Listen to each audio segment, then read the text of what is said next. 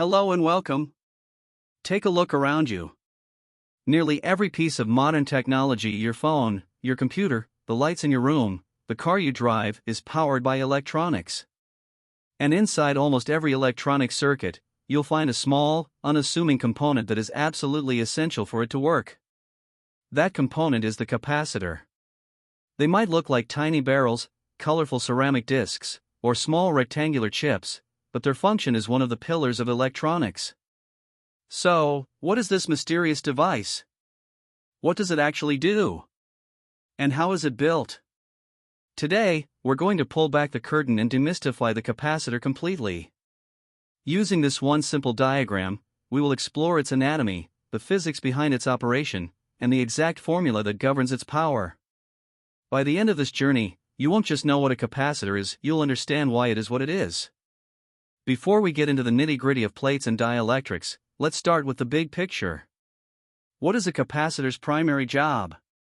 In the simplest terms, a capacitor is an energy storage device. Think of it like a bucket for electrical charge. Its purpose is to collect and hold energy, and then release it when needed. Now, you might be thinking, isn't that what a battery does? And that's a great question. The key difference between a capacitor and a battery is speed versus endurance. A battery is like a large water reservoir. It can store a massive amount of energy and release it slowly and steadily over a long period. A capacitor, on the other hand, is like a bucket in a water balloon fight. It can't hold nearly as much energy as a battery, but it can be filled up, or charged, almost instantly and dumped out, or discharged, in a powerful, split-second burst. This ability to charge and discharge rapidly makes capacitors perfect for tasks like smoothing out power supplies, filtering electronic signals, or providing the intense burst of energy needed for a camera flash. So, how do we build this fast-acting energy bucket? The answer, as shown in our diagram, is surprisingly simple. A basic capacitor is essentially a sandwich. Let's look at the ingredients. The bread of our sandwich is two conducting plates. A conductor is any material that allows electrons, the tiny particles that create electricity, to move around freely. Metals like aluminum, copper, or silver are excellent conductors.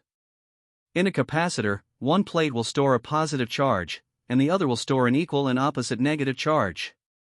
These plates are the storage areas, the surfaces where our electrical water collects. Now for the filling of our sandwich. In between the two conducting plates, we have a layer of dielectric material. A dielectric is an insulator, which is the polar opposite of a conductor.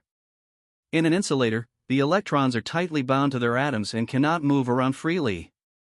Materials like glass, rubber, plastic, ceramic, and even plain air are all dielectrics. The job of this dielectric is crucial. It acts as a barrier, preventing the charge from simply jumping across from one plate to the other. It keeps the positive and negative charges separated, forcing them to be stored. Think of it as a dam holding back the water in a reservoir. Without the dam, the water would just flow away. Without the dielectric, the charge would just flow through, and no energy would be stored. So, the fundamental structure of every capacitor is conductor, insulator, conductor. Now that we know what it's made of, let's explore how its physical shape and size determine how much energy it can store. This storage ability has a formal name, capacitance. First, let's talk about the area, represented by the letter A. This refers to the overlapping surface area of the two conducting plates. For our rectangular capacitor, this is simply the width, omega, multiplied by the length, L. The relationship here is very intuitive. The area of the plates is like the size of our energy bucket. If you have a bigger bucket, you can hold more water. In the same way, a capacitor with a larger plate area can hold more electrical charge. It literally provides more physical space for the charge to accumulate. So, a bigger area means bigger capacitance. It's that simple. Next, let's look at the distance between the plates, labeled D. This is the thickness of our dielectric insulator. This factor is one of the most powerful ways to control capacitance, but it works in a way that might seem backward at first. Imagine the positive charge on one plate and the negative charge on the other. Opposites attract. There is an invisible force, an electric field, pulling them toward each other. The closer the plates are, the stronger this attraction becomes.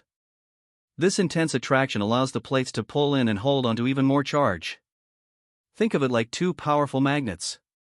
When they are far apart, you barely feel the pull. But as you bring them closer, the force becomes incredibly strong. It's the same with the charged plates. Therefore, a smaller distance between the plates results in a larger capacitance. By squeezing the plates closer together, we dramatically increase their ability to store charge. We've established that the dielectric's first job is to be an insulator. But it has a second, almost magical property. The choice of dielectric material can dramatically increase a capacitor's capacitance. This property is called permittivity, represented by the Greek letter epsilon. Permittivity is a measure of how well a material can support the formation of an electric field. That sounds complex, so let's use an analogy. Imagine you have a dry sponge. It can soak up a certain amount of water. Now imagine a super sponge of the same size that can soak up 100 times more water. The dielectric material is like an electric field sponge. A high permittivity material is a super sponge for electric fields, allowing the capacitor to store much more energy in the same amount of space. To understand permittivity fully, we need to look at its two parts, as shown in the formula, epsilon equals epsilon or times epsilon naught. Let's start with epsilon naught. This is the vacuum permittivity. This is a fundamental constant of the universe, like the speed of light. It represents the permittivity of a perfect vacuum of pure, empty space. It's our absolute baseline. It has a fixed value of about 8.854 times 10 to the negative 12 farads per meter. You can think of this as the natural, unaided ability of space itself to permit an electric field. Now for the exciting part, epsilon r. This is the relative permittivity. The word relative is key. This number is a simple, dimensionless score that tells you how much better a material is at storing energy relative to a vacuum. A vacuum, by definition, has a relative permittivity of 1.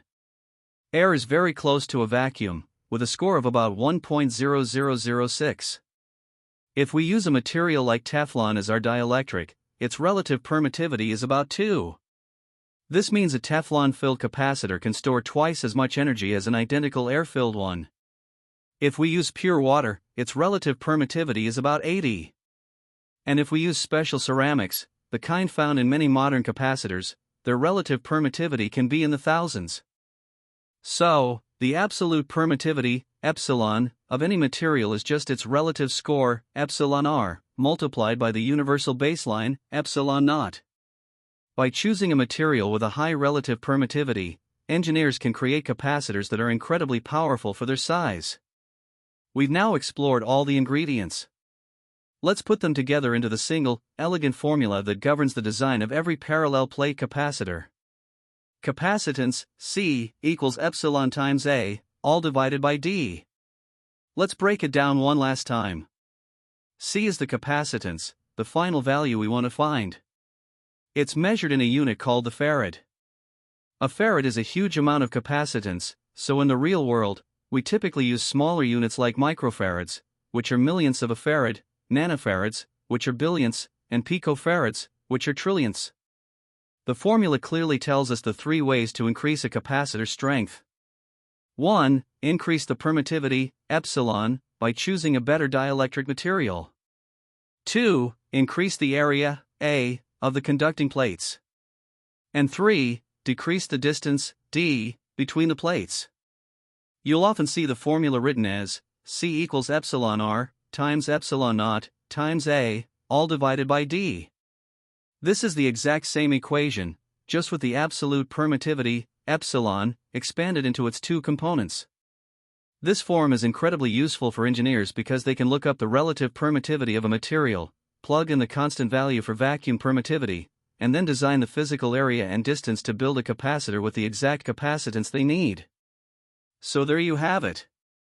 The capacitor, once perhaps a mystery, is now revealed. It's not magic, it's a beautiful application of physics and engineering. It's an energy storage device, built from a simple sandwich of a conductor, an insulator, and another conductor.